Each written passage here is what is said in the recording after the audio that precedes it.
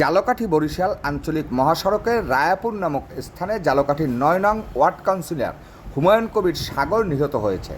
১২/৪/২০২৬ তারিখ রোজ রবিবার বরিশাল খুলনা মহাসড়কের জালকাঠির রায়াপুরে মোটরসাইকেল দুর্ঘটনায় ৯ নং ওয়ার্ড কাউন্সিলর নিহত হয়েছে। তার সাথে থাকা জালকাঠি স্টেশন রোডের ব্যবসায়ী থাই সোহেল নামে পরিচিত গুরুতর আহত অবস্থায় বরিশাল শেরেবাংলা মেডিকেল কলেজ হাসপাতালে চিকিৎসাধীন অবস্থায় রয়েছে।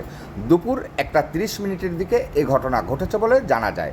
ঘটনাস্থল থেকে আহত অবস্থায় উদ্ধার করে বরিশাল শেরেবাংলা মেডিকেল কলেজ হাসপাতালে নিয়ে যাওয়া হয় এবং স্থানীয়রা সাগরের মরদেহ উদ্ধার করে নলছিটি থানা পুলিশের কাছে হস্তান্তর করে।